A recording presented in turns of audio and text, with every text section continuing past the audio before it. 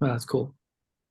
All right, let's get going here, guys. Well, first of all, thank you all for coming. We want to thank JT Rogan and All Athlete for sponsoring our summer series. This is the fourth summer that we've been doing this. So thank you again, JT and your crew for helping us put this on. And again, for sponsoring our Final Four events. Those were both fantastic. So thank you guys. But we're looking forward to a great session here. And again, thanks to our Vice President, Steve Yang, for helping put this together. We've got two awesome speakers today. We're going to do something a little bit different. We're going to have them moderate each other and introduce each other. But Courtney Jacko is going to moderate Kevin, Coach Fam here. But I'll just give a little quick introduction to Coach Courtney. And what's really cool about Coach Courtney is you've been at USC. You've kind of worked your way up from the bottom. Is that right, Coach? And this will be your and this is your first year. Last year was your first year as assistant coach. Is that right? This coming up season will be my first year as assistant coach, correct? Okay, so I got a lot of respect for, and I hung out with another Filipino. I just came back from Manila myself and got to hang out with Coach Spolstra, and we were both, talking about how we, kind of did the same thing that you just did. I got a lot of respect for people who have just grinded it out and come up through the ranks and it's, one of the biggest adjustments, hardest adjustments for anybody to make is to go from a player like you did into video coordinator and now coach. And when you're in that role, you are truly serving.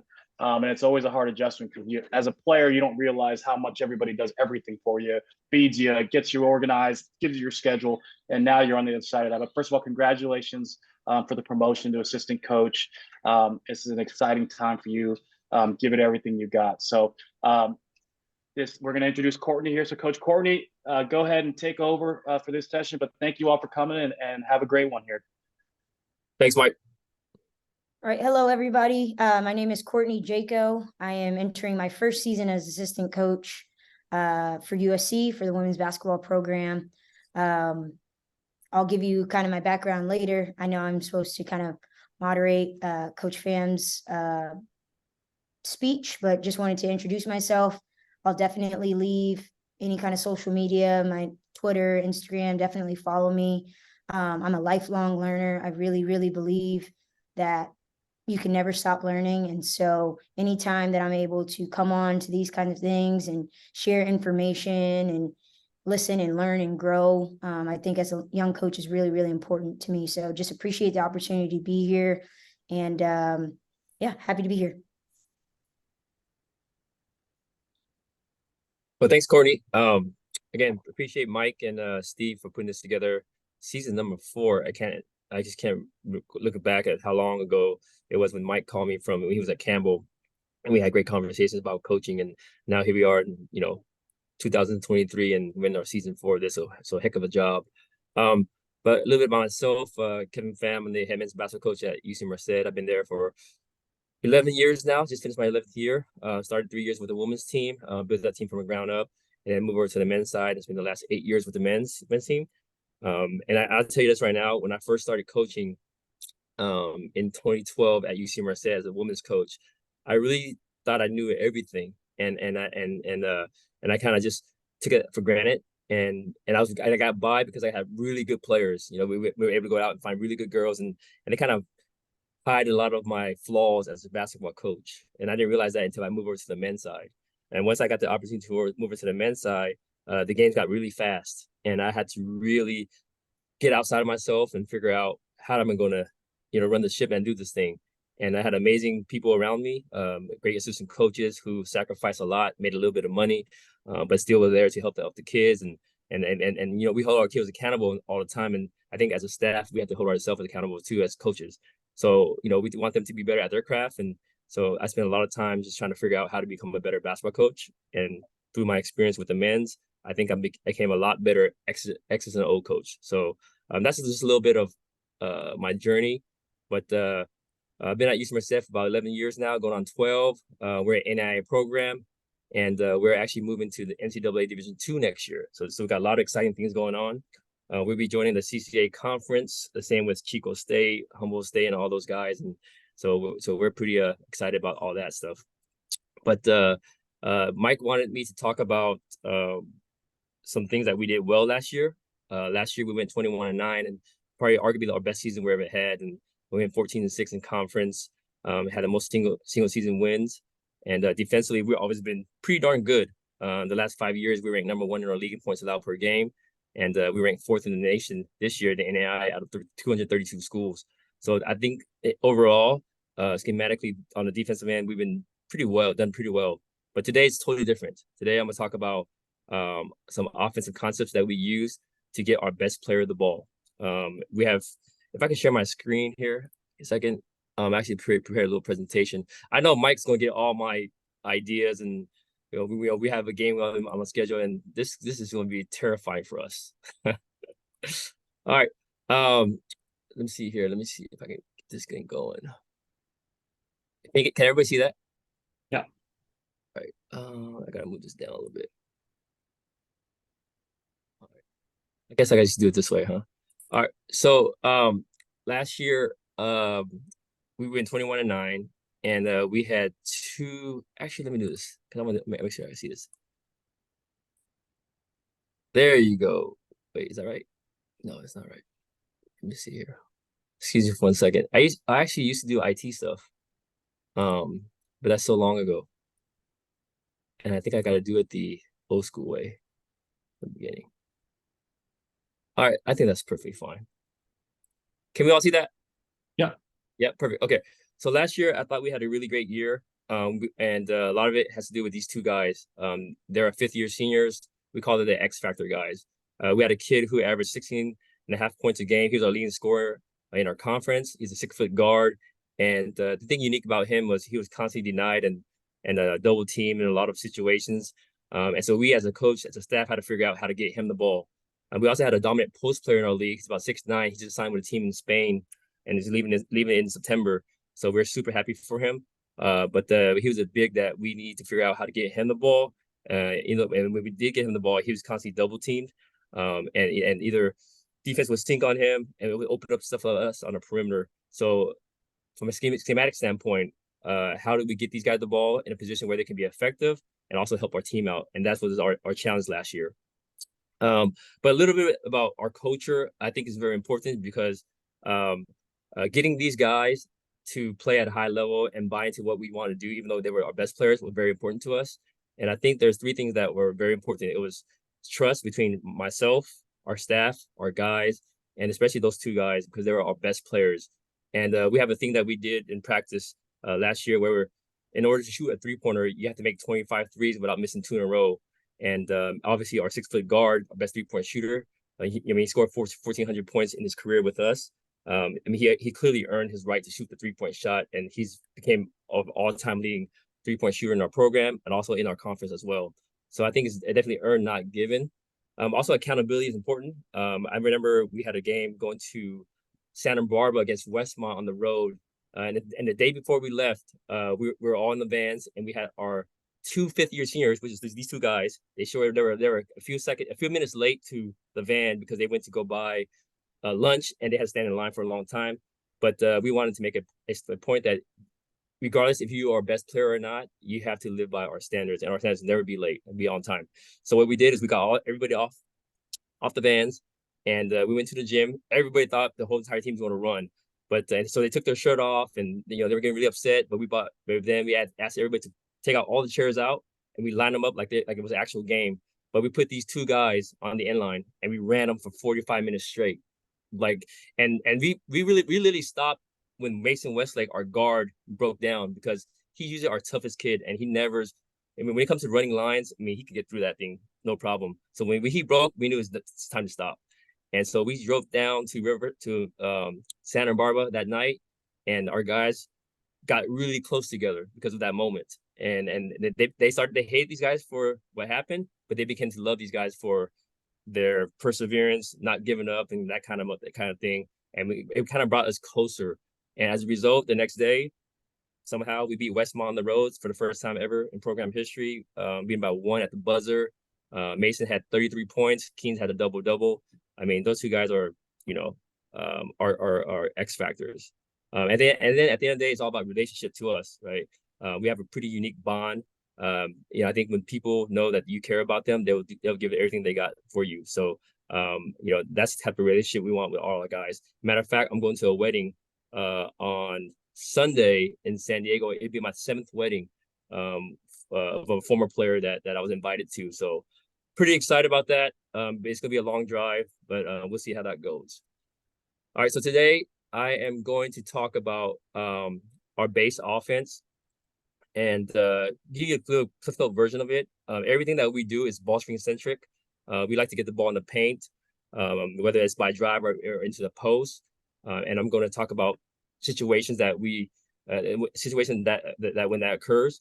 And then specifically, I'm going to spend more time talking about how do you get your best player the ball when he's constantly being denied, and how do you get your best post player the ball when a lot of attention is on him. So we have a post package that we run that was really effective last year, and I'm going to share that with you guys today. So hopefully, I think as coaches we all steal ideas from each other.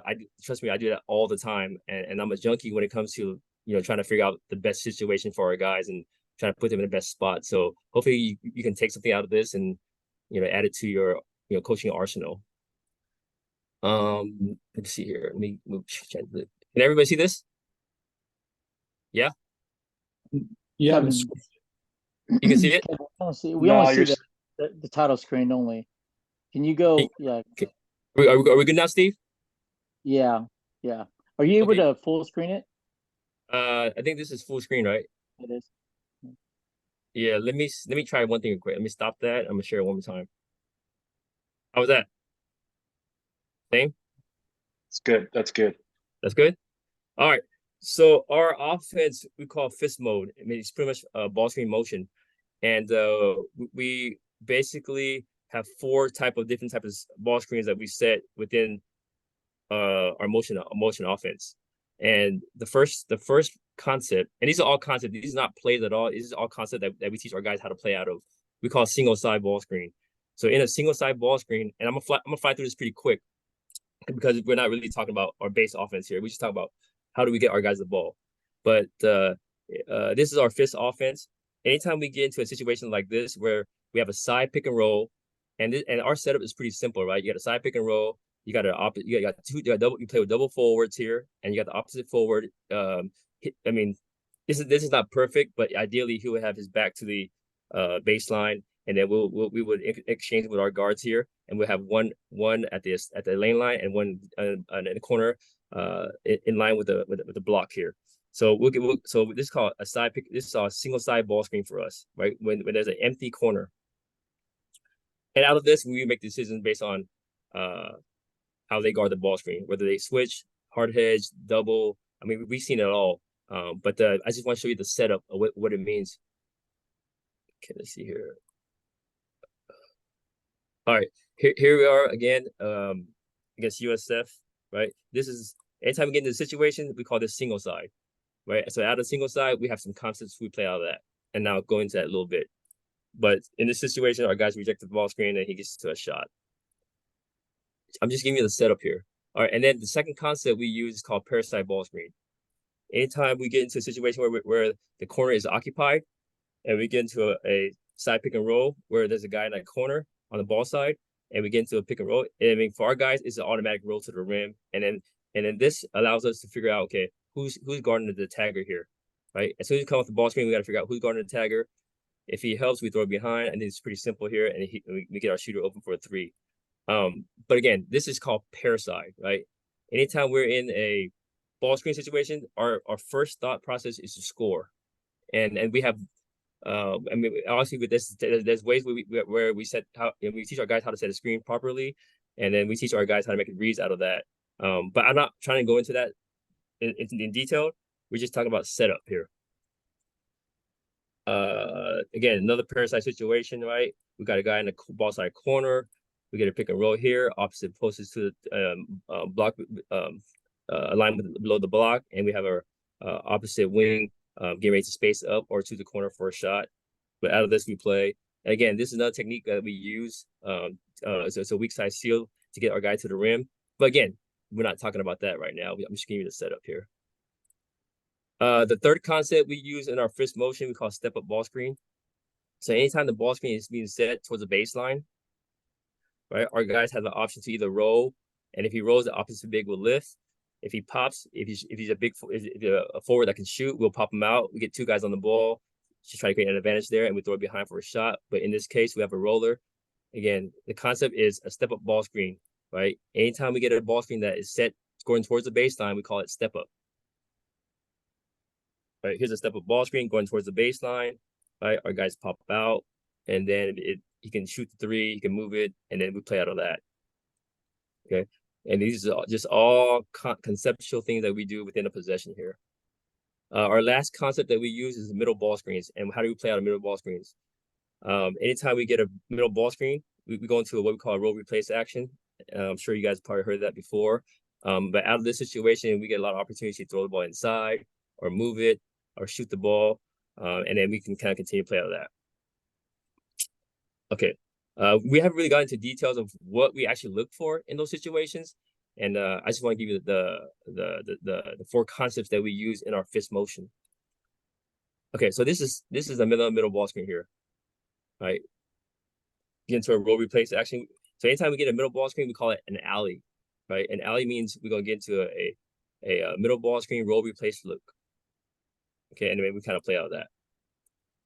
All right, so now fist in its full entirety is pretty much, I mean, the idea is to get multiple ball screens within a possession, but our mindset is always score, right? If we can get the ball to the second and third side and get multiple ball screens, we feel pretty good about creating some advantage here. Our ultimate goal is to get 2 guys on the ball. If we get 2 guys on the ball, we can figure out how to find the open guy and play 4-on-3 in those type of situations. Right, so here's a parasite situation. We dump it in. Anytime the ball crosses the lane, we tell our opposite forward to duck in to see if we can get an automatic post feed. All right, right. We ball reversal, get the ball to the third side. We play out of that. Okay, we don't like anything we see. Now again, so we went from a parasite ball screen to a step up, and these are random things that can happen at any moment. And our guys were taught how to play out these concepts. Right, here's a rejection. Okay, find our big, and we actually got a score there. Okay, let's see here. Okay, another fist in its entirety here in one possession. Right, we got ball reversal. We get into a parasite ball screen because we got a guy in the corner. Try to see who will attack the roller here, and they end up switching. So ideally, our guy would have just dived down hard, but this is not a great clip to show that. And we'll drag dribble back, try to post up the big. If that's not there, we lift the opposite big up, we turn it, and then now we're in single side ball screen. How do we play on a single side? Depends on how they guard us, right? So here they hard hedge it. We throw behind. We force them to X out, and then we skip across, and we got open 3. All right, so that's just fist motion in a nutshell. But I mean, this is like the really Cliff Note version of it. No details. I really talk about what kind of counters we use to attack different defensive coverages. But now I'm gonna really focus on what happens in fists with our best players when they get the ball. So the concept is open ball screen. That means that we're able to reverse the ball to our best player, right? And our best player last year was this kid right here, 6-foot guard. So anytime he has the ball, we feel very good when he's in the ball screen situation because he draws so much attention. So here, defender goes over, he attacks. The first thought is always score first, okay, and then pass second. Anytime we get him the ball in an open ball screen, okay, his parasite situation, he goes downhill, makes a decision out of that, and he's so dynamic. I mean, he scored 1,400 points, in 4.5 years. So this kid can ball. All right. There you go. Right, we get another middle ball screen here. They switched it. I mean, he did kick and shoot. All-time 3-point leader in our school program history, and also our conference history. So we feel really good when he has the ball. And again, keep in mind, we talked about trust earlier. This kid has our utmost trust to shoot the ball whenever he wants to. When we give him that kind of freedom, and you can see as a result, it really helped us thrive last year and gave him a lot of confidence. And I think when you have a kid like this that has a cannon to shoot, I mean, his first year with us, we put him in chains and shackles because we weren't ready to live with those results. But as he proved himself year after year, I mean, as a coach, I think it's important that you give your guys the most confidence and let them play through their mistakes, especially a guy that kind of earned it. So here they try to trap the ball screen. We short roll the big, and then we can either throw opposite and play 4-on-3. But the most important thing is we want to attack closeouts out of this situation. We get the ball to our best driver, gets to the rim, and he gets the easy bucket. So we've seen all the coverages. Mike. All right. Now what happens when we can't reverse the ball to our best player? We do a lot of we turn to the concept of DHO reads. So here we try to get the ball to our best player, right? And we run into a dribble handoff, and if they trail, we obviously going to attack this. It's like as if we were coming off a ball screen. If they go under, for us it's an automatic rescreen or shoot. Right, here's a denial, right? What we teach our guy is to make contact and then change speed and just to come off the handoff. If we can't get it, we'll backdoor this thing. But in this case, we were able to get it. He went under the screen, and then we rescreened it. And then again, good players make big plays. It has nothing to do with coaching on that shot. You just try to give him the ball in the spot that we think that he can be successful. Again, this is out of transition. Okay, we know that people like to guard this kid or to guard this kid tight, so we run him into a dribble handoff quickly because we can't reverse the ball with a pass. Off this handoff, they went under, right? And then he's just so dynamic that these shots are easy for him. All right, now what happens when we can't get a DHO to him? We do what we call a backdoor option out of this. So here's this overly denied. Okay, we can get it to him the first time, right? Step up ball screen, right? We got to early guard. Okay, now we look, he's denied. We backdoor him, and if we get it, great. If we get it, great. Most of the time, we don't get that, and when we don't get that, what do we do? Right? Again, you try to go DHO to Mason, can't get to him. Then we backdoor it, and now here's where the magic happens. Okay. He has two options here, and I think it's important that we give him a lot of options. And in this situation, we go into a reject down screen, right? He come off a down. If they chase, he's going to curl it. If they shoot the gap, he's going to probably bump and fade. So those are the quick reads he has to make, right? Again, really good score, bang. Okay, so that's one of our options. The second option is off the backdoor look. Is we try to backdoor him, right? He doesn't get it, then he either can go into a down, just like that, right? First shot, okay, miss or make, we live with it. And now this is the other option that we're going to talk about here. This is something that we just recently added. Okay, if once he gets that backdoor, right, opposite post will lift. Okay, and then we work on passing with our post players too to make sure that we deliver a good pass. He has the option to either down it or go away. If he back cuts it, we turn to flex. Right, and then our big will pop back out. It's a big to big pass, and it's gonna be a flex cut here.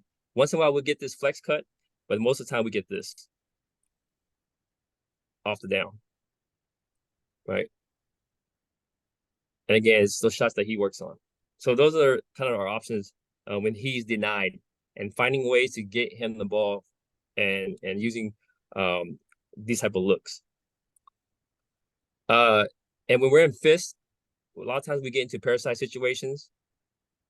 For example, here's Westlake on the other side, right? We get a reverse pass. We're in a parasite situation here. We can flip it and ball screen it, but we teach our guys if we have a strong shooter there, we'll just pin it down real fast, right? Real quick. Because they're in a help side situation, quick shot. And then, again, these kids good enough to hit that shot. Another parasite ball screen situation. We call this ball screen down screen, right? Mason knows that we're in a parasite, so we go into a DHO, and we try to get a parasite ball screen situation here. And our big guy knows that, hey, if he's in the corner, right, based on scouting report, we're just going to ball screen it, and then dribble away from the help. And then we'll bring them back up for a shot off it's a ball screen down screen. Right. So this all happens naturally when we're in our base offense, and there's no calls. It's just based on reads that we have to make. And I think we've done a pretty good job of of trusting this kid to do all these things. But we do have special calls and packages that we use to get Mason the ball. The first concept that we use is the misdirection pin down. And we have calls for these. And this is what we call two, right? We run a little Iverson cut over top and we'll dribble away from the help. And here's Mason, the guard coming through, right? Once we dribble away from the help, hopefully the help is established and we just run them right through for a screen. If they cheat it, we would deliver a pass. And then again, this kid is good enough to shoot that ball. Right. We call it misdirection pin down. Again, here we're in two again, right? We'll run our guard over and run Mason under.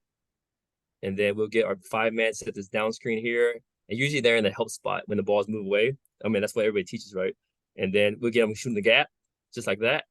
And we'll throw it. And then all he needs is a little space. That's it.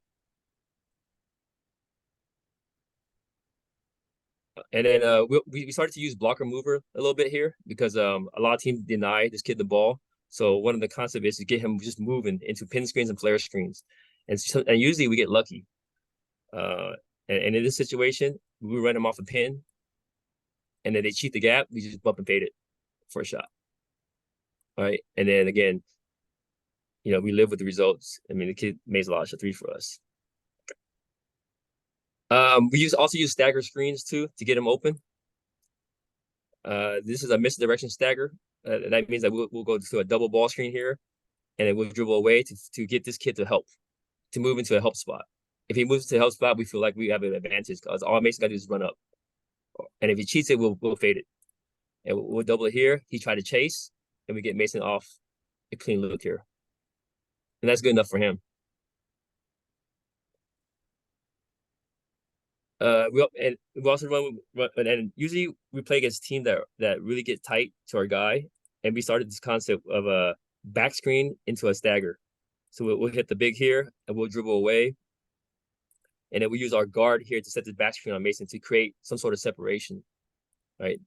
He's thinking deny, and we just going to back screen it. And perhaps sometimes they switch, sometimes they don't, but we back screen it here, and we got free, right, just like that, and we run a stagger on the side. Right, he did a good job recovering, but again, the kid is smart. Again, this is easy shots for him. The other concept we use a lot too is having him set screens and then coming off another screen. And I mean, you can call the screen a screener, but here's a concept that we use here. We had a pretty good point guard last year. I think this year he'll be a lot better. It's not this kid, but this action that we run. We want our point guard. He's about 6'2" this year, and I think he got really good footwork. We're going to try to give him the ball here to see if he can do anything in the paint.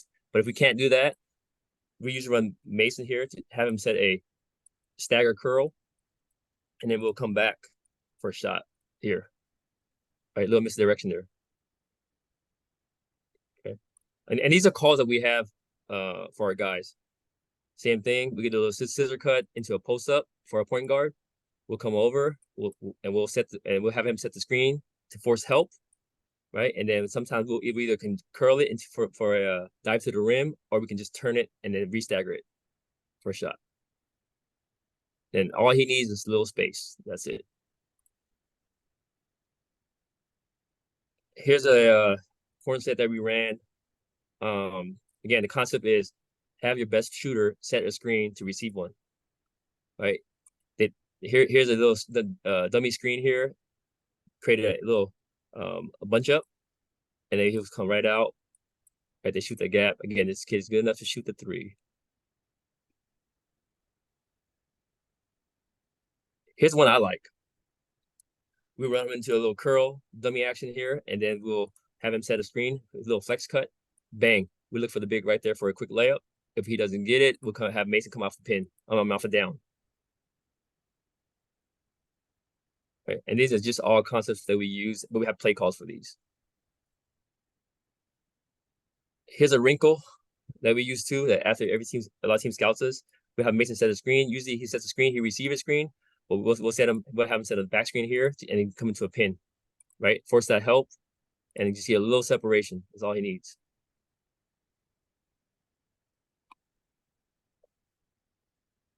A little base out of bounds. I think everybody runs this, right? Back screen to a pin, right? Force guy to help. That's just the concept that we use. The last thing I'm gonna talk about with how to free up your shooter or your best guard, who's a scorer. We use a lot of comeback screens and rescreens. Here's a call that we have, right? It's a little elevator set, right? We run a guard over, create a little misdirection here, a little rip to the baseline drive. Sometimes if he's not there, we'll probably take it in for a layup, right? But if he's there, we'll drive down, and then we'll have our guy get ready to come over for a comeback screen. The most important thing is to create a illusion of help here, right? Once his eyes points to the ball, we got him.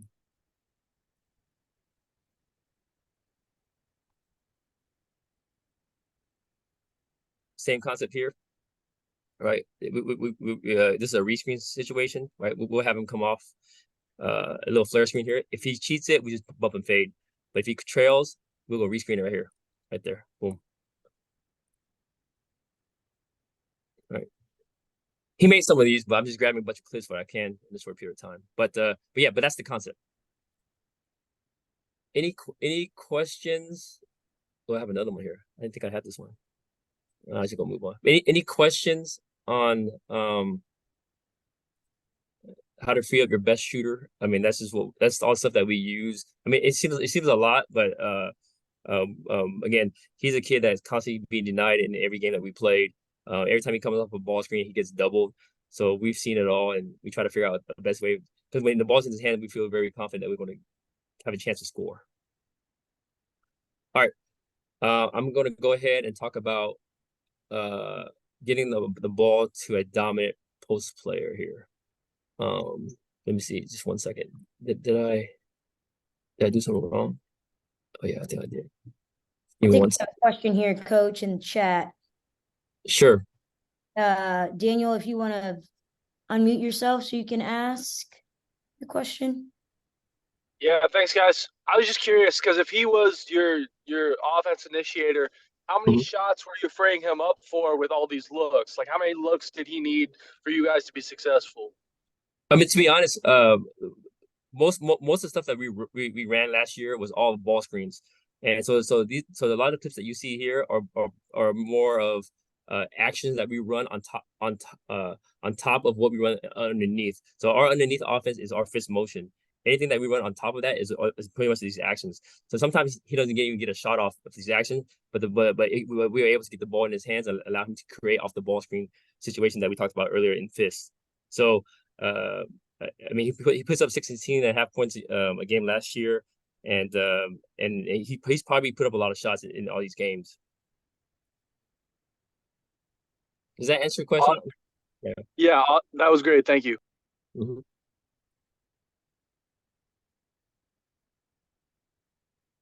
The most important thing that we try to do is over the course of the season, teams will start denying him the ball, and we had to figure out a way when we're in our fist motion, if he's denied, how do we get him the ball? I mean, we got other guards that can perform at a high level as well, but we needed to include him in our offense. So we came up with the backdoor option, came up with dribble handoff reads, and just teach him how to play rather than running a particular set. But we do have calls in special situations where if the kid is hot, we just run what we call warrior, and that gets us into a stagger curl and into a pin down. So we have stuff like that. Any other questions before I go into our situation where we get the ball to our big guy who can score the ball down low? Mike, go for it. Coach Pham, so did you design, like, especially the misdirection stuff, Mm-hmm. Did you design those plays like before the season for him, or did a lot of this stuff just happen organically as you went along? And yeah, I most of it were things that we kind of planned for before we started the season, and then we picked up some new stuff as we kind of went through when we started to see how teams guard us, and we had to figure out, okay, if they're going to deny him off of these back screens, we need to come up with something where we have him come off a back screen into an exit screen, something like that. But we do pick up ideas as we go through the season. But we do have a package that we use before the season to alleviate the pressure. Are you getting, real quick, are you getting Are you working on those concepts, or are you just, kind of running through your play set and here are the three options, or those concepts within your offense that you're doing, you're in breakdown stuff with your post perimeter? Okay. Can you say that again? I'm sorry. Are you breaking those reads down? Oh yeah. Like in drills throughout, where you're kind of building to the play, or are you just, running through your plays and telling them different options? Yeah. So in our fist motion, we have breakdown drills for those. We usually spend about 15 to about 20 minutes before we start after we do our dynamic stretching to go through some skill work. And inside our skill work, we build our offense in our skill drills. And so, for example, we'll do dribble handoff reads with our forward and our guard, and then what it looks like in a backdoor situation, and we teach our post players how to deliver the pass in the right spot where our guys can catch and shoot. And what happens when he bumps and fade, our big guys got to be able to skip the ball. So we do build those skill sets in drills, and then pretty much break down our offense pretty much on a every other day base. Not every day, but every other day base. I think you have to. If you don't do that, I think I think then they will never get the proper reps that they need and the proper reads that to make in live game situations. Coach, do you spend a lot of your time in 2s, 3s, 4s, or 5s when you do the skill breakdown? I'm sorry, Jared. What's the question again? When you go through these breakdowns and you're teaching through the season, do you spend most of your time in 1s, 2s, 3s, or 4s? Mostly 2s and 3s. But we can vary it as we get towards the end of the season. In the beginning, we spent a lot of times going 2-on-0, and then we built to 3-on-0, and then we progress to 4-on-0 as we get into like middle of the season. But we try to spend a lot. We try to break it down to the smallest form possible, and then build it up as we go.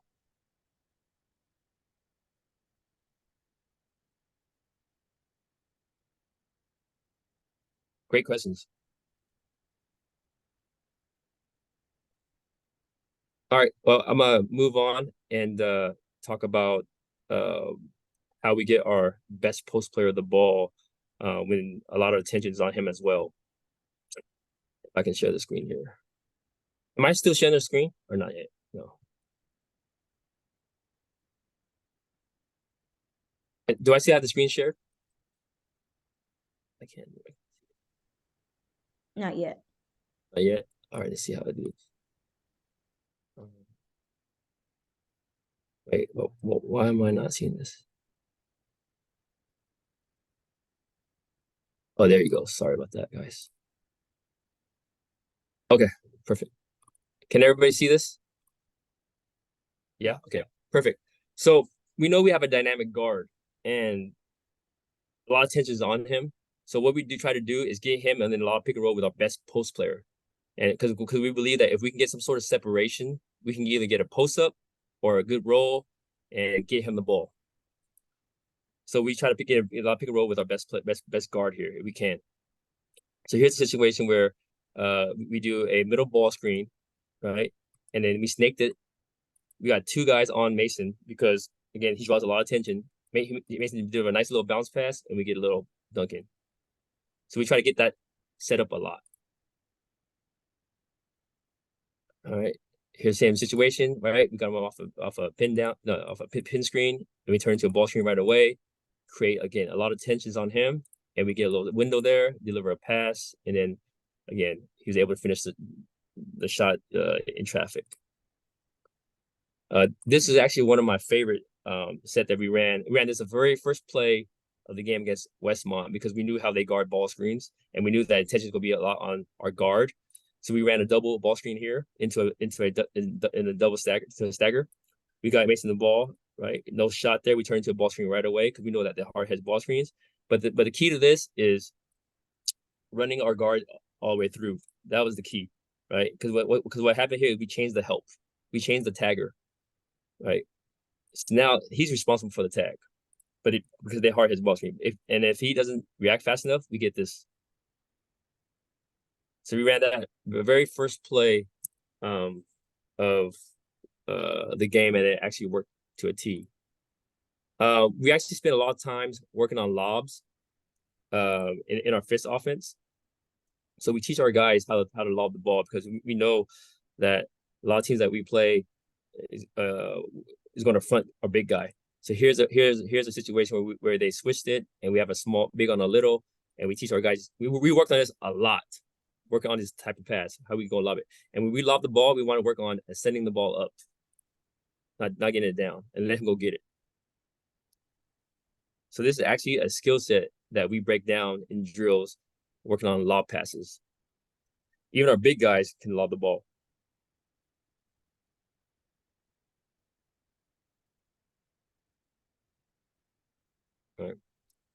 Right. Immediate post right here. He's getting fronted, right? Our goal is to get underneath him if we can. And then in the situation, we got underneath the guy, and we just want to throw it up and let it go to the corner of the backboard and let him go get it. So it's actually a skill that we work on. The concept that we use a lot is pick and post. And this concept is about creating separation in the ball screen. And then the best time to post is when you roll and you duck in, or you seal your man as he's running back to you. Right. So here the guy go under, so we automatic rescreen. Right. That's a separation that we want right there. Right. He's the defender center field, the drop coverage on the screen. We pull back, we make one more, and we throw it into him. We got the seal that we wanted. And then once we get the ball here on a 1-on-1 situation, we like our chances with our big guy.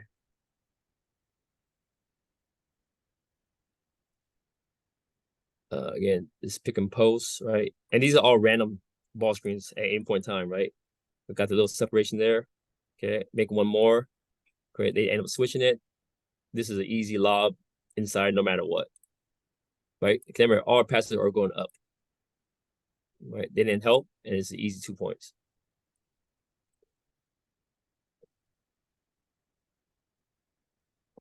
Same thing, ball screen. Okay, right? Allow you to pick and post. Got the ball inside. And good footwork. Here's the last one. Right, we're screening it there. Right, they switch. We drag dribble back. Look to feed a post. If we can't lob it, we automatically flash our opposite forward and we go high-low. Man, but he missed it. Jesus Christ. All right. Another concept we use in our fist motion is called weak side duck in. Sometimes when we're flowing and we get the ball moving from side to side, and we get into like any type of either a single or a pair, we have our opposite big getting ready to duck in when the ball crosses the lane. When the ball crosses the lane, that's his cue to duck in, and then we'll get the ball. Right? If we can't get in, we'll throw one more and into the post right away.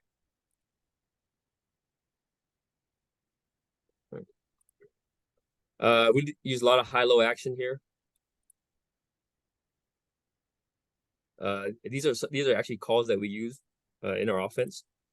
Okay, if we feel like we have a mismatch already from the start, we'll run this little horn set where we just dive the big down, and then there's 2 moves here. Right, the first move, we just kind of swim on the little guy if we can. Right, don't have to do anything funny. Right, he swims on there, we throw it into him, and just let him play.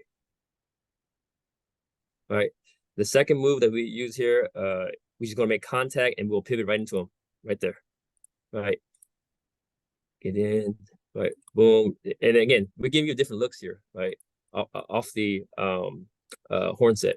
But again, the concept is the same in terms of we want to go high-low, but we're going to use a contact into a pivot move, and we're going to throw it in. Right, good footwork. Okay, this is what we call forehead.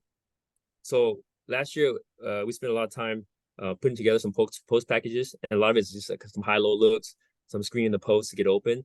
But anytime we call it a body part, whether it's forehead, cheek, eye, elbow, that means we're going into the post. So this is what we call forehead. Run a little dummy Iverson cut over top.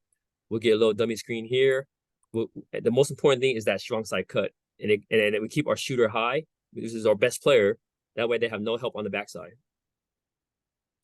We throw it, and we get it here. We get that seal. We're just gonna throw it in. Bang.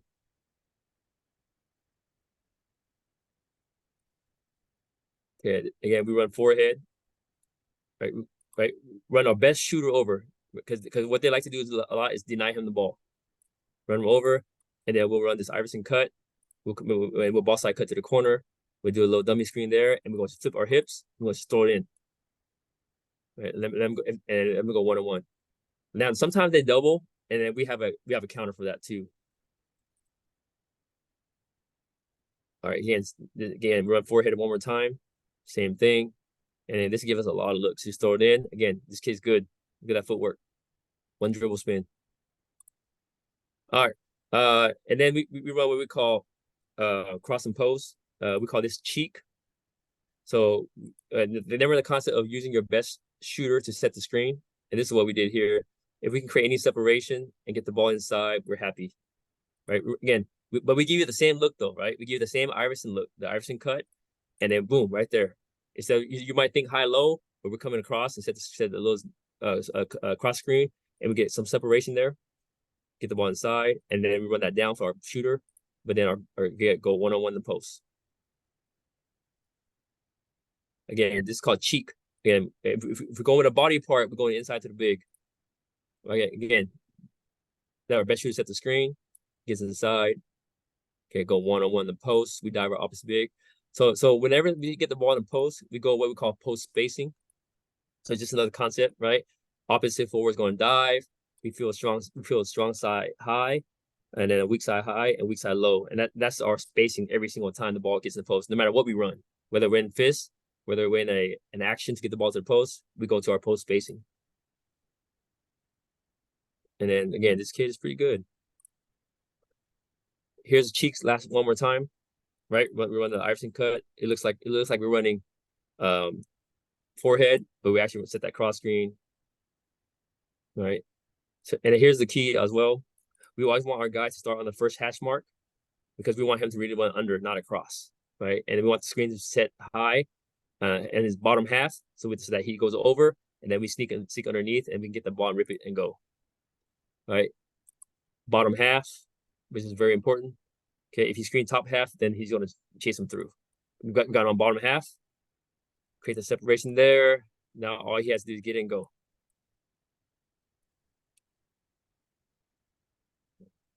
All right. We also run down screen and post as well. We call this elbow, right? It looks like a horn, but we run our best shooter down. We get it here, and then off this little dummies down screen here, we throw it to him, and we try and throw it into a post right away. And everybody should be close to foul line extended, right? We're a little below that, but ideally we'd like to be a little higher here.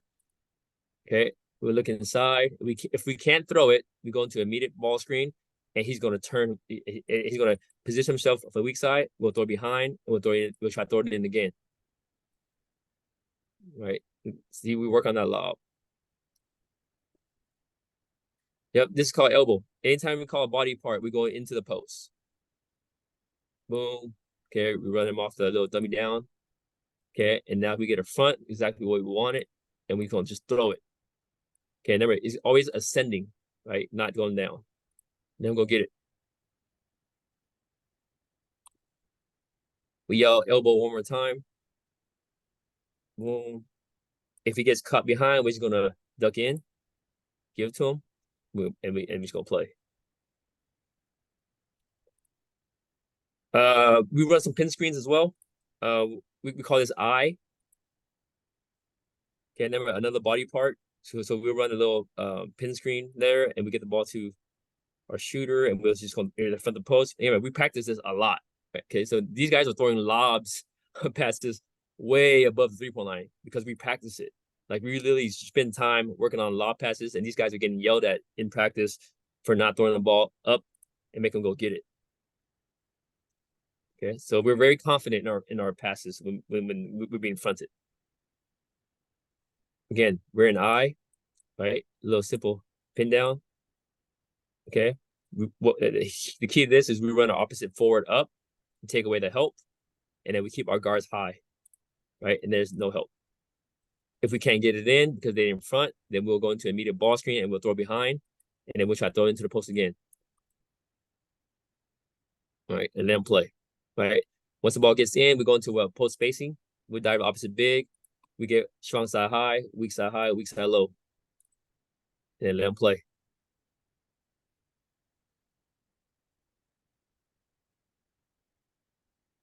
All right, here we're in I again. Boom, run our opposite forward into a ball screen there. We try to take the help away, and then we got them. We just throw it up, bang.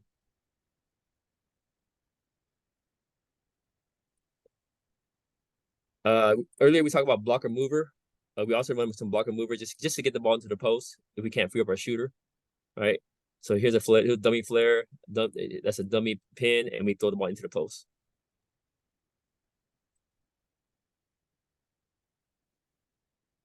All right. We call this motion. Right, when we're in motion, we're just going to run a couple pin downs and flares. Okay, if we see the jersey number, we just throw it into the post because that's where he wants to go, and we let him play 1-on-1. And this is the last one, I think. Right, we're in motion, mover blocker. We throw it in. Right, we can't get it in. We're going to dribble away. We'll run another pin screen here. Right, he should have bumped and fade, but okay. If we see this, we're throwing it in. Right. We see this, we're throwing it in. Right? Corner of the backboard. There it is. And we let it score. So those are our post packages that we use with our guys. Any questions on that? We just trying to figure out ways to get our bigs the ball, and when we're in fists, we usually go to a lot of pick and post stuff. I got a question, Kev. Yep. What's going on, Matt? Hey, so I know it looks like you emphasize the over the top post entry pass a lot. You know, you get in fronted. I know a lot of us as coaches, like I think a lot of the bigs, sometimes when you teach that principle, it leads to them not posting as hard on the strong side because they're like, oh, I'm getting fronted. You know, what do you want me to do? Yeah.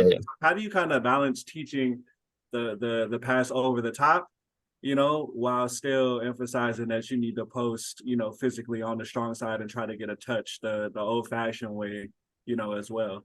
Yeah, I think it's what you emphasize. For us, we encourage, if we see someone's friend the post, if we can't throw it over, we're going to we immediately have inside position, so we're just going to move it opposite quickly, and we will have a seal on the other side. So we call that a two-side entry. So for example, if a guy's getting fronted in the post on the strong side and we try to throw it, we can't throw it the lob because of the help, then we're just going to move it quickly to the other side, and we already have inside position. We just got to hold our seal and we'll throw it in. So we emphasize that so much that our guys are very confident in it, and then so they're not discouraged at throwing the ball whether it's a lob or just moving it opposite and throwing it into the post. And so we don't really have our post player fight for position. If we feel like he's being fronted, we're going to allow it, and we're going to use that as a way to move the ball and get position on the other side. And that kind of encouraged getting the ball to the second side as well. Gotcha. Yeah. So we don't tell guys you got to fight for position. Now, if we're in some sort of war drill and we want to teach our guys how to battle for position, then that's what we do. But in a game type situation where we know that they're going to try to front the post and try to discourage the pass to the post, we're going to try to manipulate that situation to be in our favor by skipping the ball and throwing it in. Gotcha. Yeah.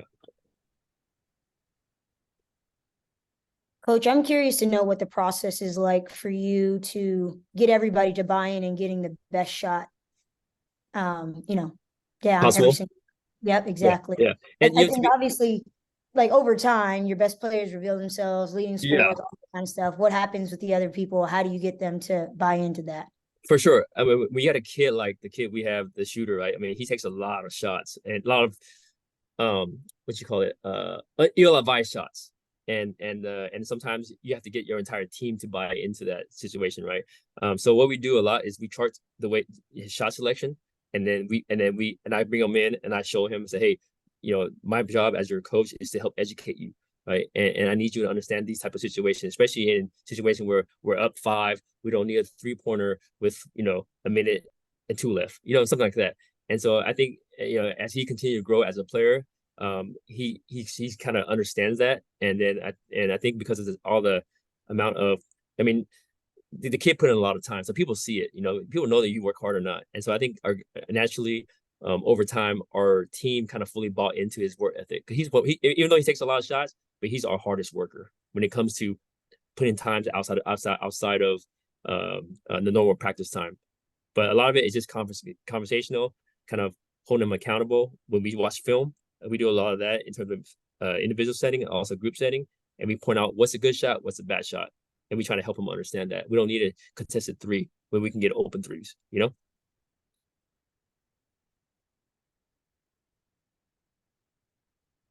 But at the same time, I think you have to trust your guys. You know what I mean? You have to trust them. And I think it took me a long time. It took me 3 years to trust them. So I and you can probably ask Matt, because I had a conversation with Matt about, you know, the kid that we have on our team that takes a lot of these shots. But it took me a long time, and I think he appreciates that, and he did a tremendous job for us the last couple years that he's been here.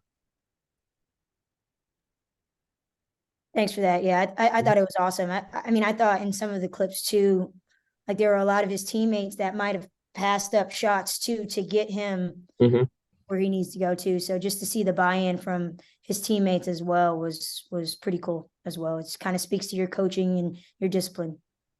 Yeah, I appreciate that. Hey, Kevin, I've got a question. Sure. If you've got a post player that can shoot threes, because everybody's We had Stephen Curry those. these days. So you've got that. Do you have a package for your post that can also play inside out, and what does that look like? I don't need you to go into great detail, but just kind of like a quick glimpse of what that package looks like. Yeah, well, a couple of things. If we have a guy that can, so we have a four-man that can shoot the three. Matter of fact, we have one this year. I'm playing right now, but he has to earn his license first. He has to make 25 without missing 2 in a row before he can do that. But we get him into a lot of pick and roll situations. If depending on how they guard it, if they hard hedge it, it's easy for us to come up with a situation where they can just pop up, shoot threes. But we'll also put him in a situation where we're sending some staggers where he sets the first screen, and then after our guard come off the stagger, he'll come off the second screen for a shot. Stuff like that. I think we'll use a lot of those type of concepts. And misdirection stuff is always awesome too. I mean, matter of fact, I saw one today where it was a horn set, and it was a ball screen. It was a pass into the post. The guard cuts off the high post, and then he skipped it, and they double ball screen it, and then they turn into a flare for the big that's for the second big that sets the screen. Yeah.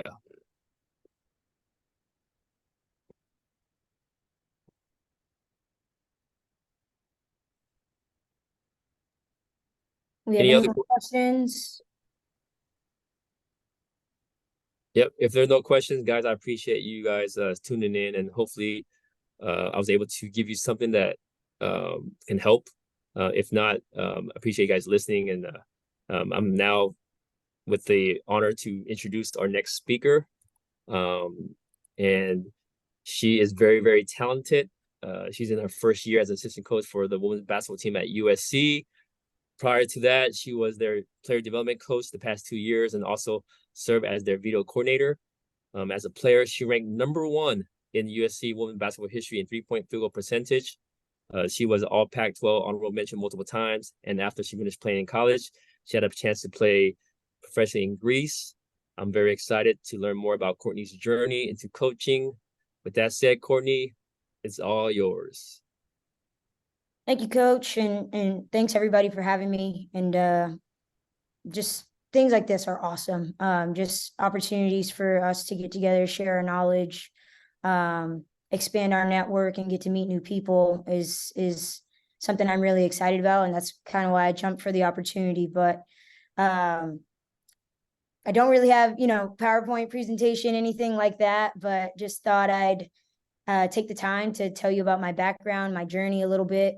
I've been an assistant coach all of like 8 weeks, so very, very new in this. But I'm going into my 5th year on staff at SC.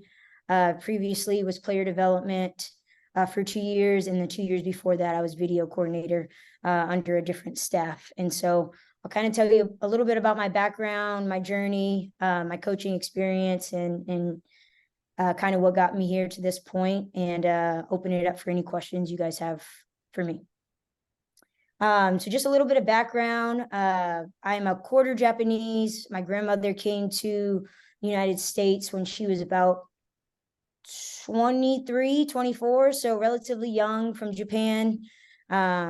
She married my grandfather, who was serving in the military in Japan at the time, and they came out here and started a family and had 4 kids, one in which was my father.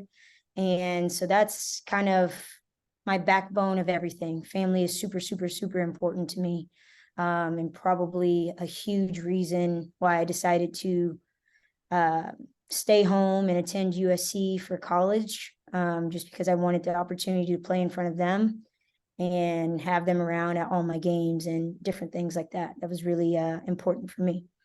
So I was fortunate enough to come to USC. It was like my dream school for an LA kid. It's like the Harvard of LA in my mind. So I was not heavily recruited by them at all, but I stuck with it, and it was kind of my dream to get to this point and to be able to play at this level. I'm pretty small in stature, probably about 5'6", and when I was in high school, I was probably like 110 pounds. So super tiny. A lot of people told me I would play at the mid-major level, and I was, just kind of had my mindset on the Power 5. That was really important to me, and at USC in particular, but really had my eyes set on playing at the Pac-12 level. Played here for 4 years under Cynthia Cooper, which was awesome. Obviously, she was an amazing player.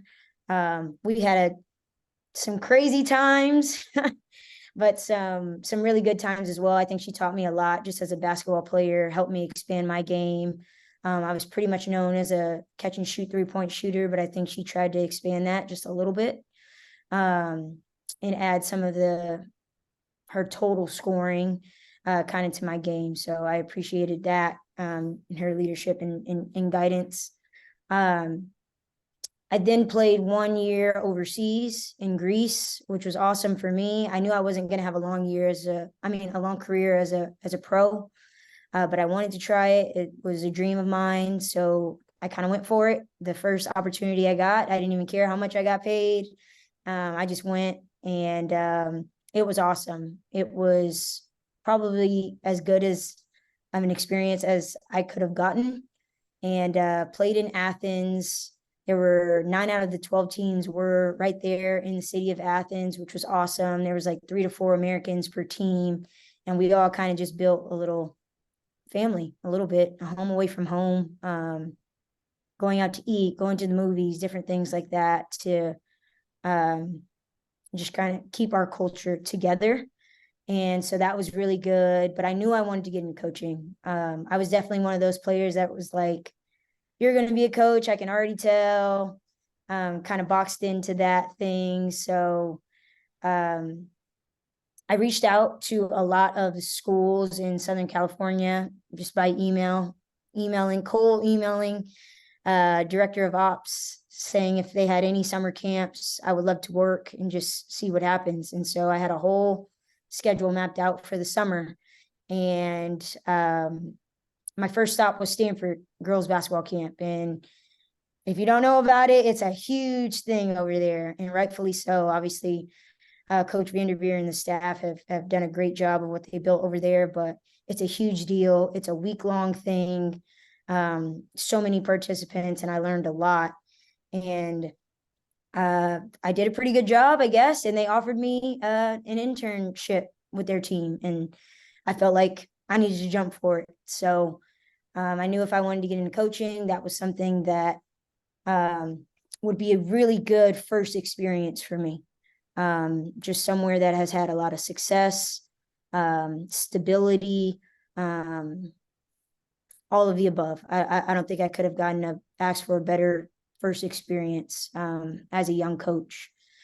And that year was pretty wild. If I can't lie to you, that was the first year that they implemented the Princeton offense into their system, and it was hectic at first. I don't think the players totally bought into it, It was very different than what they were used to running. Obviously, they're coming off a running triangle offense, and it was a completely different ball game. And so rolls and shots and just all that stuff was completely different. And I didn't know if the players had total buy-in. And so the non-conference, we really struggled. We actually dropped out of the top 25 for the first time in like over 30 years of Stanford basketball, which was insane. But we stuck with it and ended up finishing the season strong. And we lost to Louisville in the Sweet 16, which for them is probably an underachieved year. But for me, I was like, this is awesome. Like Sweet 16, like huge stage. I've never been on there as a player. So it was just kind of a dream to be there and just be associated with such high level of play. And so after that, I had an opportunity to come back to SC as video coordinator under Mark Track. This would be his second stint at SC, coming off of a really great run at New Mexico State, where they actually almost beat Stanford in the tournament. And so he asked me to come along and be the video coordinator. And that was kind of the foundation of how I got started in the film room. And I know a lot of us kind of share that same sentiment of a lot of film, a lot of breaking it down, just seeing the game from a different lens. And I really credit all the time spent with my film on my coaching philosophy at this point. I'm very film heavy.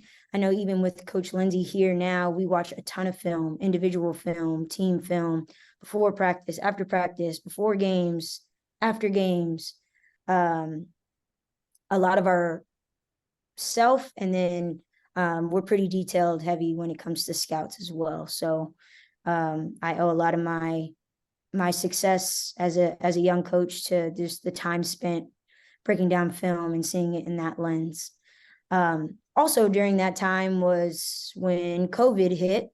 And so I had an opportunity to help the New York Liberty and do some video work for their team as well. But it was kind of strange because it was COVID, like they didn't want me flying there. And so I basically did everything from LA, and I just sent everything via like WeTransfer, different, file sharing drives.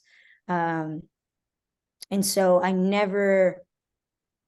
worked there for 2 seasons, but I never met any of them in person, which was just a bizarre thing. I would only meet with them virtually on Zoom. So I'm really comfortable with that at this point. But that was a great experience too. I know Coach Pham kind of talked about his transition from women's basketball to men, and the pace very similar from college women's hoops to WNBA. The pace in which things happen just really, really, really fast. And so for me, for the most part, I did a lot of scouting help with them. Not as much self-scout teaching tape, but more helping the assistant coaches with preparing to play other teams.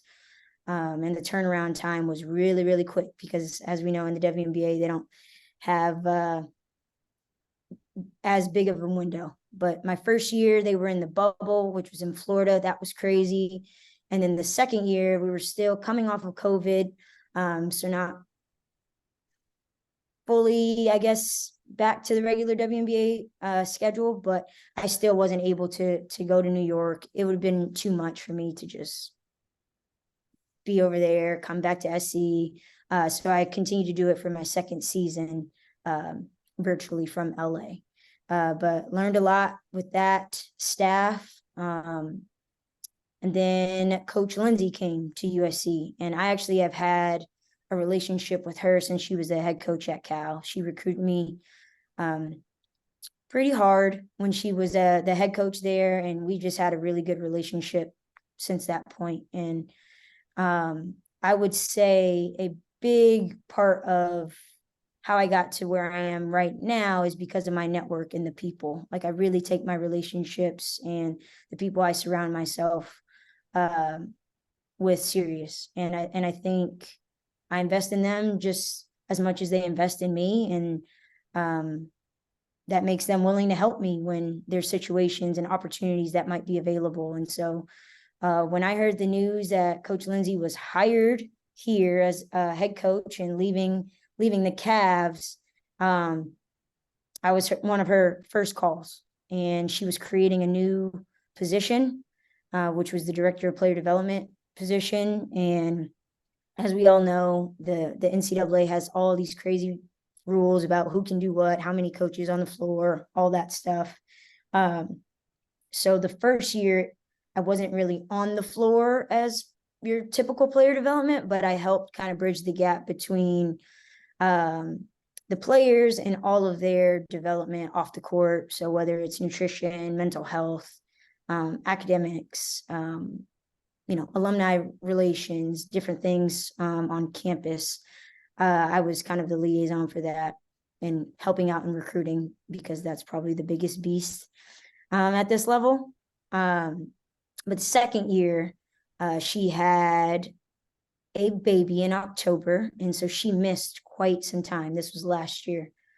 So I actually had the opportunity to fill in for her. I'm not for her, but in her absence, which allowed me to get on the floor, find my voice. I had 10 scouts, so I was kind of thrown into the fire just a little bit, but I think it was the best thing for me, because I probably could have gone other directions just to say, I want to be an assistant, I'm ready to be an assistant, but I really took my time and was intentional about, am I ready? Have I learned enough? All that kind of stuff, and just keeping all that into consideration. I really wanted to be selective in the situations I was putting myself in. So last year was a blessing in disguise. As chaotic as it might have felt at times, it was probably the best thing for me, just putting me in those positions, getting me a little bit uncomfortable and pushing me to give me the confidence to say, I can do it. I can have success here. And even the girls were very receptive to my coaching, which was cool too. I think they have a lot of respect for me as I've played here and just played at this level in general.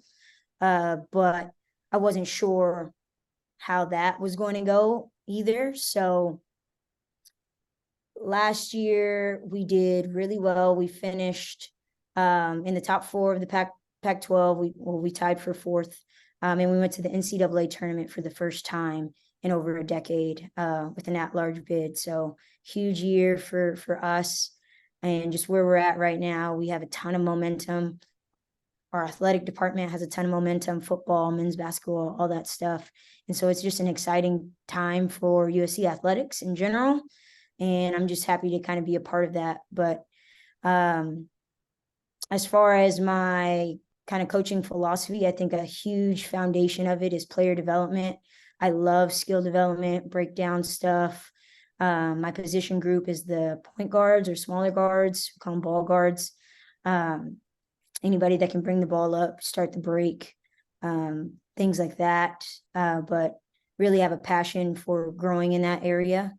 And so that's a big part of my foundation, and obviously the film that I talked about, which is where I started. And so at this point, the things that I'm doing to continue to get better is putting myself in these rooms and surrounding myself with people that I can really learn from, and just kind of taking all my experiences and getting myself to learn from them and be better in that regard. So I think that's pretty much it. But if you guys have any questions in particular about my experience or anything about college hoops or, recruiting stuff, definitely let me know. But that's all I got. So Courtney, you talked a little bit about your inspiration to coach, but who has been the biggest influence in your coaching career, and what was the best advice you ever received when you were trying to get into this industry? Yeah, I think, starting at Stanford was just probably the best thing that could have happened. And not only because they've had a lot of success in the past, but because of the year we had, watching them kind of push through that and understand, you know, you might have your mind set on something, you might be a system team and you run this, and it doesn't necessarily work like that. You got to be ready to shift and be flexible, I think, was probably the biggest thing. But Tara kind of taught me to just be 2 feet into whatever I'm doing and not 1 foot in, 1 foot out. And I think that was huge for me in terms of just being totally bought in to wherever I'm at. And she kind of sat me down at the end of the Stanford year, because the internship is only 1 year, and asked me what did I want to get out of it. And I just said I wanted to be the best in whatever role that I was consuming. And she said, you just got to be 2 feet in and buy in and really just be where your feet are. And I really appreciated that advice. And that's probably something that I still carry with me. Great, thank you. I think Mike has a question. Okay. Courtney, so just going back to that Stanford year, you were talking about that the team wasn't bought in, and you're one of the youngest staff members. Like, what was your role during that? Like, how did you help Coach Vanderveer, who's obviously the pros pro, but how did you help keep the players bought in, or start influencing them to be bought in, or just how did you help that whole situation when they were adjusting to the Princeton offense and they weren't as bought in earlier in the year? Yeah, I think one of the first things they told me when I got there is that it'll be easy for me, because I was so young, to not side with the players, but have the players kind of, hey, what do you think? Or, different things like that. And they were very strict with saying, like, there has to be a clear line out of respect for what we're doing. And so I always just try to reinforce that message and the coach's messaging. At that point, I was just kind of doing everything that I was told. I didn't have much influence with the girls, but just in the small, times that I did, rebounding for people at night and just hearing them out, just making sure that they know, it's all going to work out for the greater good, and the coaches know what they're doing, and you got to trust that. And I really think once we hit conference play, we started to turn it around. And so just reinforcing their message. And I think at that point, it was really easy to say, this is not working. You're not getting your shots where you need to be, but just kind of being firm and reinforcing their messaging. Well, they're really lucky to have you do that, because I think a lot of young coaches have to figure that part out, that like you're a coach now. And and then what do you think the turning point, like what happened that all of a sudden they did buy in? And then obviously the success happens when they buy in, makes sense. Like, but what happened that they started to buy in, do you think? Right. I think there were little tweaks and stuff that they did to manipulate the offense a little bit, just to get players a little bit more comfortable in spots that they wanted to. That year we had Brittany McPhee, who was like a scoring machine. And so a lot of Princeton starts with kind of a post player with the ball at the elbow, and there's different action happening on both sides. We actually started to put Britt McPhee at the elbow.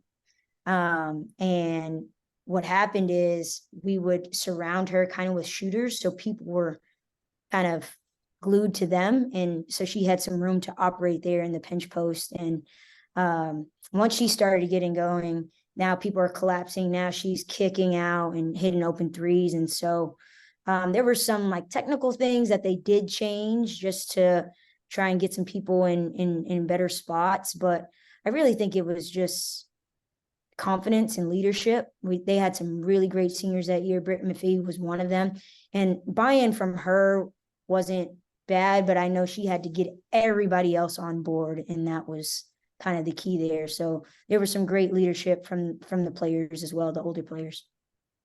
Well, the funny thing is that triangle offense and Princeton offense are similar in that they're both motion offenses that you're reading, and there's no really play calls. You're just going from one thing to the next depending on what the defense does.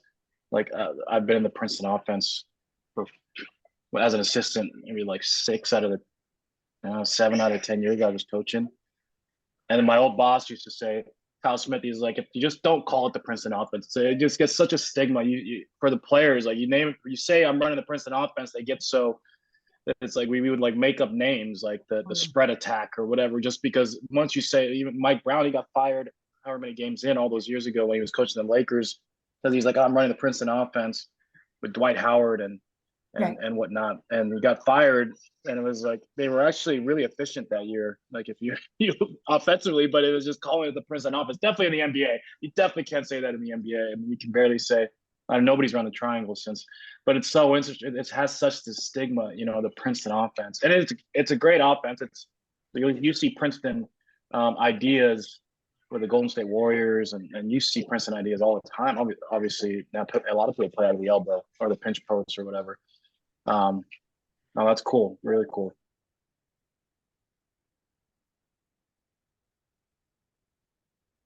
Yep, I see some McPhee love in the comments. Yeah, she's a bucket getter for sure. Courtney, I have a question for you. Well, what are some of the challenges you face as a minority coach up to this point so far? That's a great question.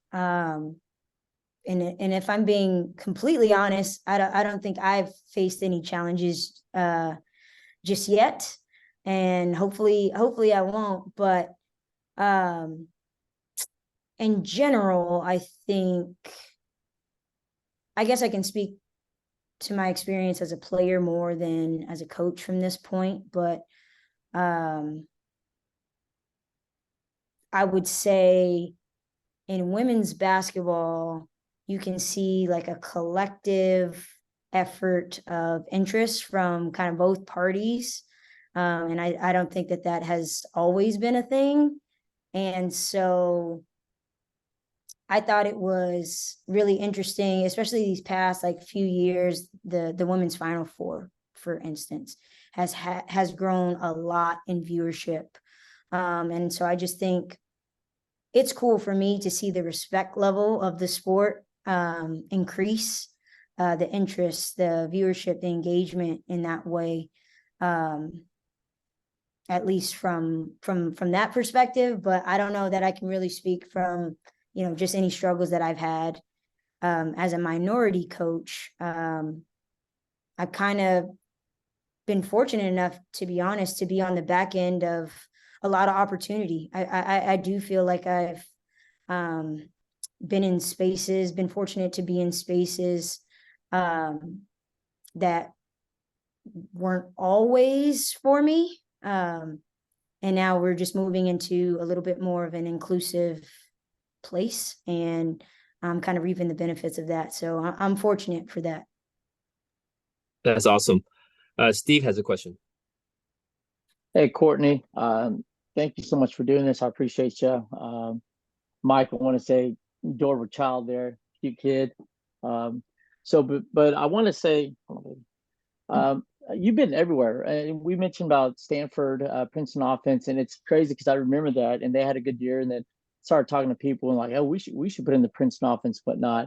And then just every time you see a team do well, we're going to do it. Whether it's the Spurs, Calipari with the dribble drive at Kentucky, and Golden State Warriors, whatnot. Like we try to pick on the trend of who's doing well.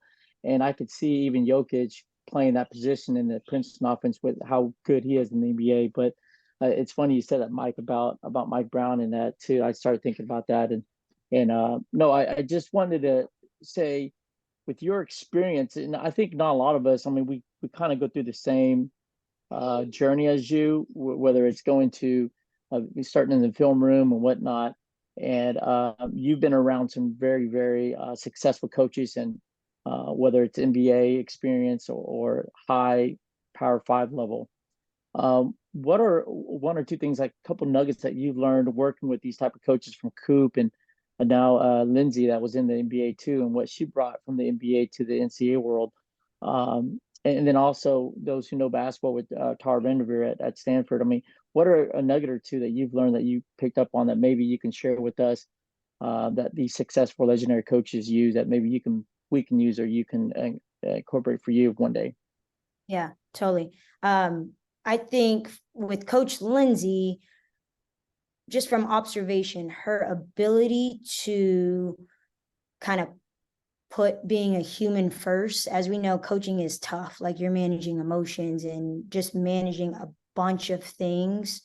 Her ability to kind of humanize everything is something that I think has separated her from all of my experiences, and something that I hope to implement, in my future, because she's so great at meeting people where they're at. Like, she totally believes in working together. It's a partnership in a way, and that to me has made her relationships and coaching that much better.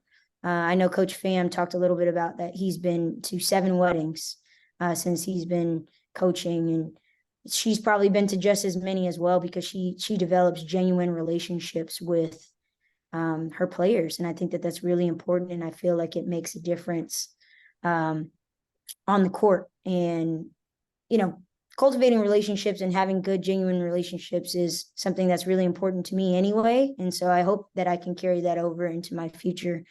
And just in terms of offensively, I think Coach Pham spoke to this as well. Something that Coach Lindsay has really taken from the NBA is kind of adopting this pro style offense. And in particular, this year, she has really tried to break down actions and concepts and getting our players to read and react versus implementing a system, so to speak. And I think that really makes a difference in making pros. We actually had 2 players drafted from last year's team, which is more than we've ever had in program history. And one made the team, which, in the WNBA, there's not a ton of opportunity, but I think playing in this offense, they can play anywhere. You can plug them and play anywhere, because they're just making reads off the defense, and you can put them in any system and they can play with other players. And I just like that she's able to teach, especially our young kids, how to play with others.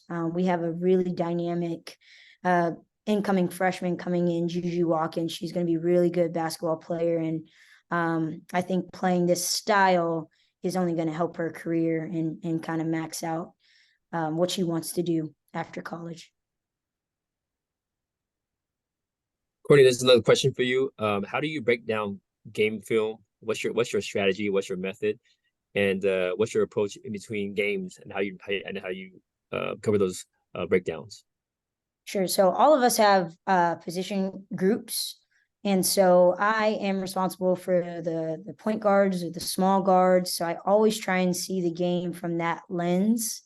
Luckily, we have a video coordinator who's kind of behind us, and he's clipping things from his iPad. And that's something that Lindsay has kind of taken from the Cavs as well. But anytime I see something in the game, like as soon as it happens, I'm like, hey, can you clip that? Can you grab that?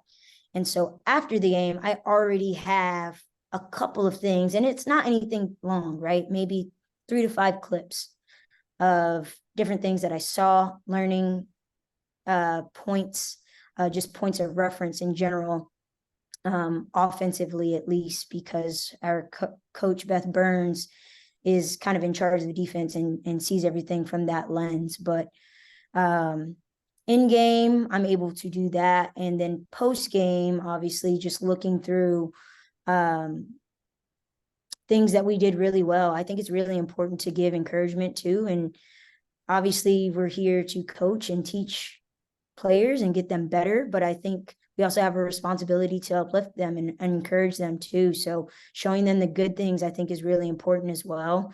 And so I'll make a little highlight edit of good things just to give them confidence and feel kind of good about doing the things that help us win. So that can be, small things like charges or, good passes, that they make.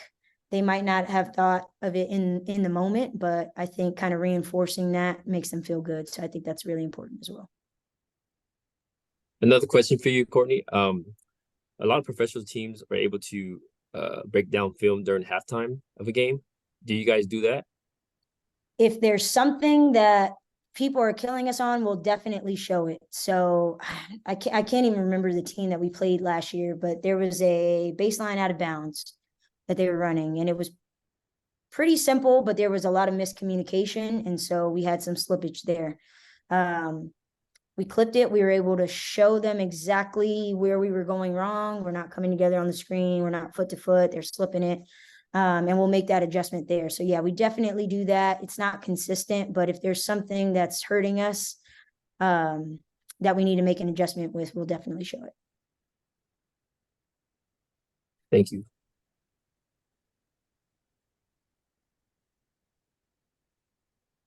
Any other questions for Coach Jackal? Hey, Courtney, another question real quick. On your film, I'm asking this question because I've talked to some coaches and I've heard both ways, but how many clips do you normally have for like individual clips for scouting purposes on opponents? Let's say it's your guards, you're clipping a point guard or so, but how many do you normally have to show your team? And then not just the individual, but then the big team concepts and all? We generally try to keep it to like 20 minutes max. So we try to break it down days before the game, just so that they're not getting a ton of information. Like, we're not showing the entire edit probably in one day, but we'll start kind of with what we call themes. So the things that make, that team really, really good. Maybe they're great offensive rebounders. Maybe they're super speedy in transition, so that the team can just get a general vibe and feel of what they do really, really well. What's their identity? So we'll probably start, if we play on Friday, we'll probably start that on Tuesday. Wednesday, we'll go into the bulk of the offense. This is what they run, their sets, favorites, things like that. And then Thursday, we'll save for personnel. Okay, this is kind of player specific. This player likes to drive right. This is a catch and shoot player, got a runner off the line, things like that. So we try and break it up in 3 days, just so that they are not kind of retaining everything in one. We think that that's really hard to do, but that's generally how we break it up. But I think the most important part for our team has been the themes and the identity of the team. Really just key in on three major things. Hey, you got to box this team out. Can't let them get any second chance points. Transition defense is super, critical for us. Everybody needs to be matched up. And we just do it like that. And I think that's the part that probably resonates with them the most, outside of their individual matchups.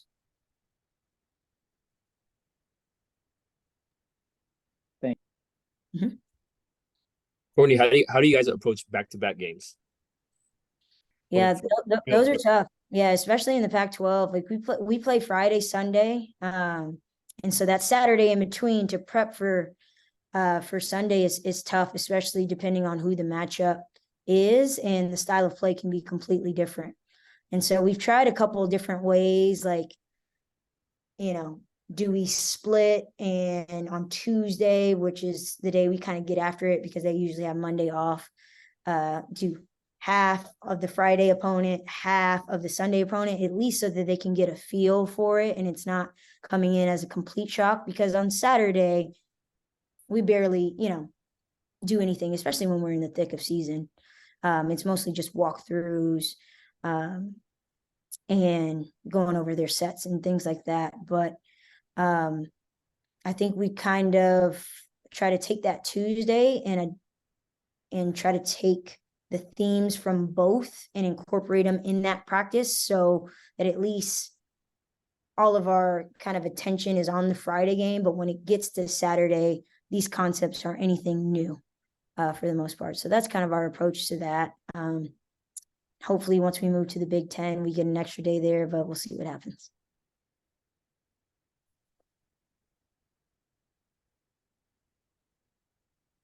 Courtney, are you guys watching film at shoot around too?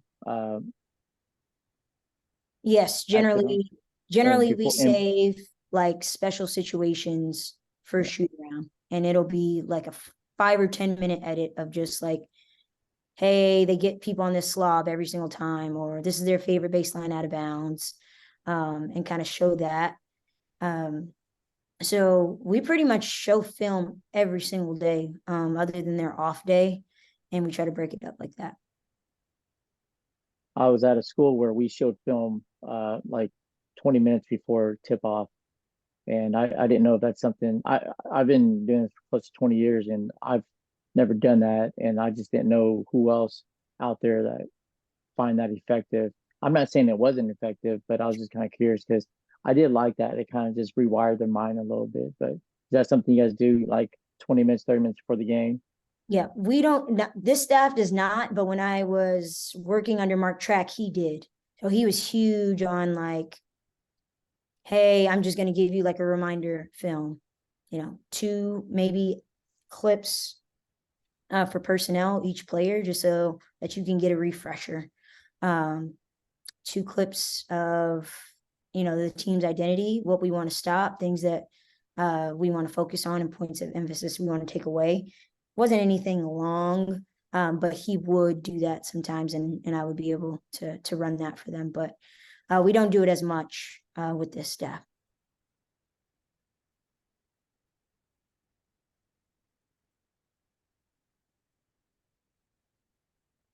Great questions, everybody. Really appreciate it too.